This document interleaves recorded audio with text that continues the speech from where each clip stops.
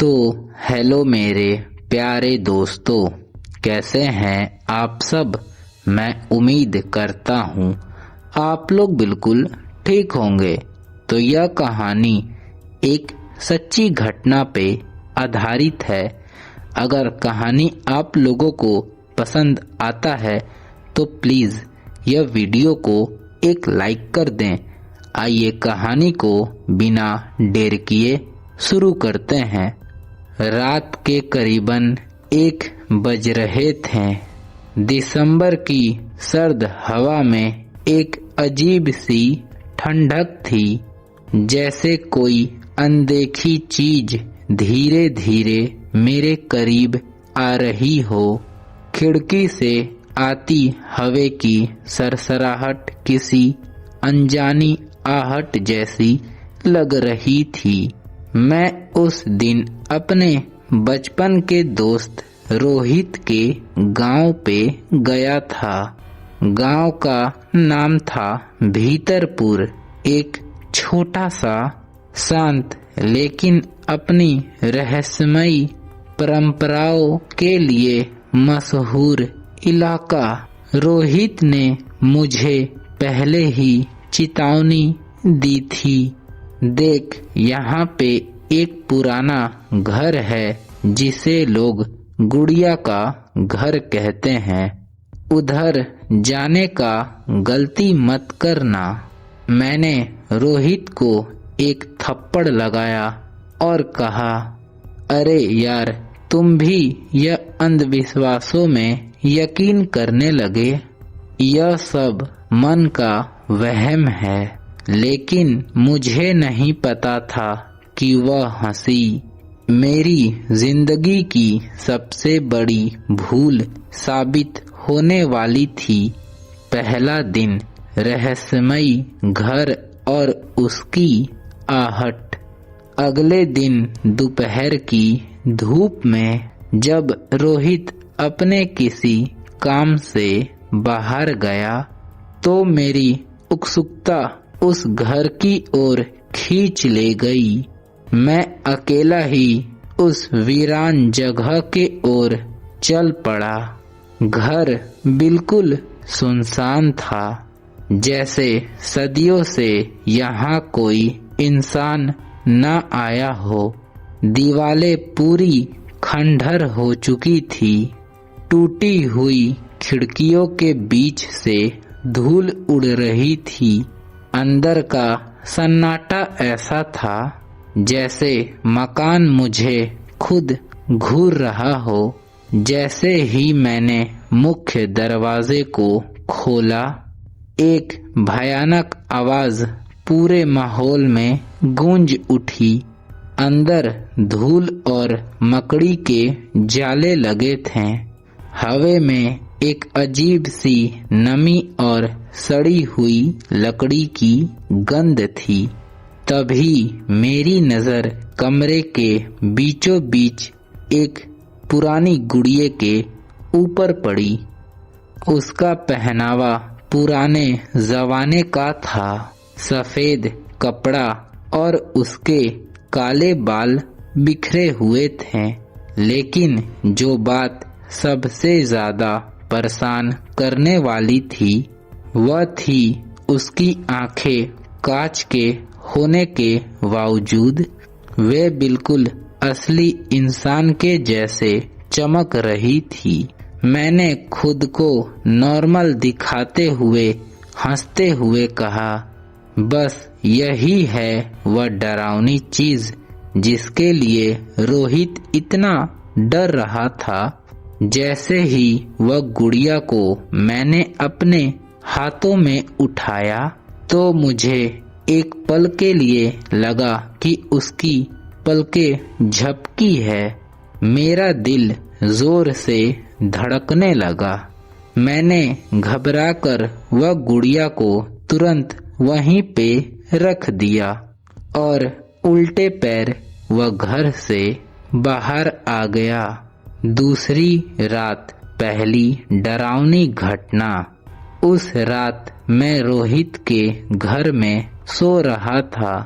बाहर घना अंधेरा था और सन्नाटा इतना गहरा था कि घड़ी की टिक टिक भी किसी हथौड़े की तरह मेरे दिमाग में लग रही थी।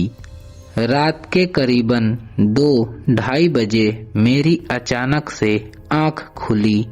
कमरे का तापमान एकदम अचानक से गिर चुका था। मुझे साफ महसूस हुआ कि कमरे के अंदर मेरे अलावा कोई और भी मौजूद है। फिर मैंने धीरे धीरे अपनी आंखें खोली और मैंने वही गुड़िया को ठीक मेरे बिस्तर के बगल में बैठे हुए देखा। उसकी गोल और खाली आंखें मुझे घूर रही थी। मेरे गले से चीख नहीं निकल रही थी। मैंने पूरी ताकत लगाकर चिल्लाया, रोहित। फिर रोहित की आंख खुली।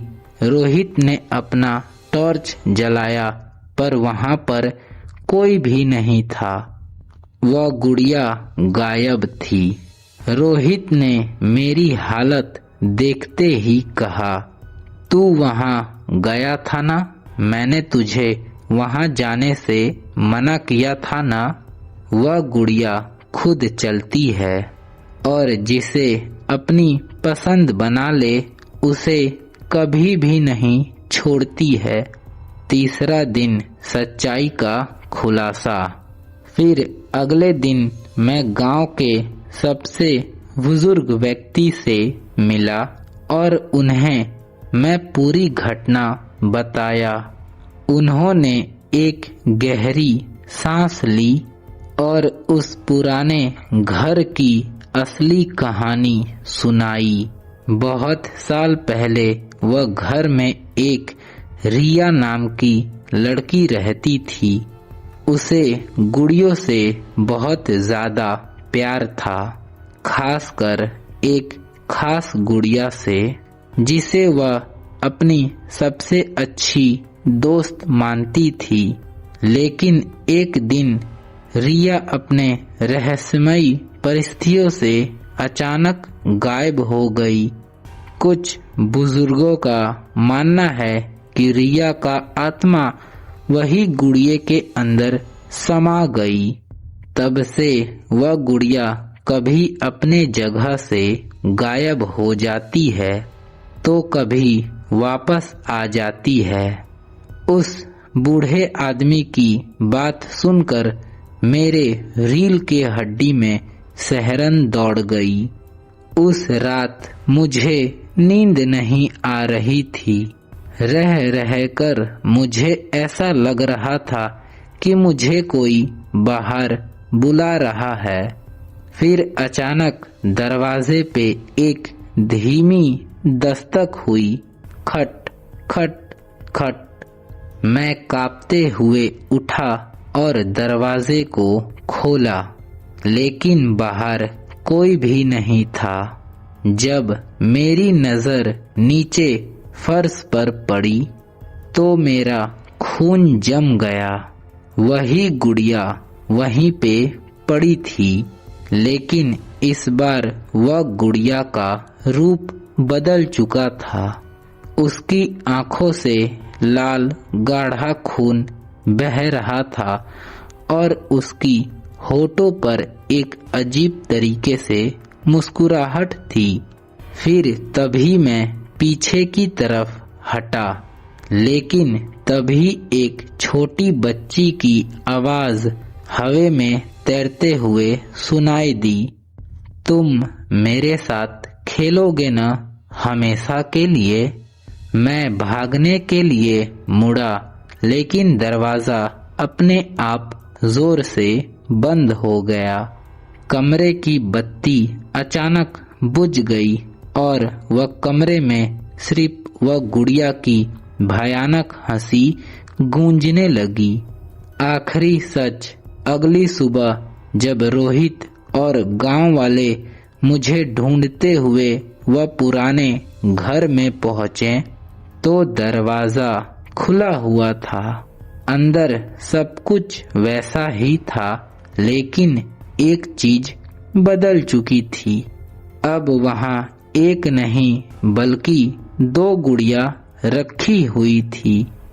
एक पुरानी गुड़िया और दूसरी बिल्कुल मेरे जैसी दिखने वाली एक नई गुड़िया। और आज की हकीकत, आज भी भीतरपुर के लोग वह जगह से जाने में डरते हैं। उन लोगों का मानना है कि अगर वह घर के करीब से कोई भी गुजरता है तो उसे कभी कभी 2 गुड़िया दिखाई देती है। और आज भी जब वह गांव में रात बहुत गहरी होती है तो हवा में एक फुसफुसाहट सुनाई देती है। चलो खेलते हैं ना। यह कहानी वहाँ के लोग मानते हैं कि यह एक सच्ची घटना पे आधारित है, लेकिन आप लोगों को क्या लगता है? आप लोग अपनी राय कमेंट बॉक्स में दें ताकि मुझे पता चल सके कि आप लोग ये कहानी को सुन के कैसा महसूस किए। तो यह कहानी अब अंत होती है। आज के लिए इतना ही। मिलते हैं नेक्स्ट वीडियो में। Bye bye.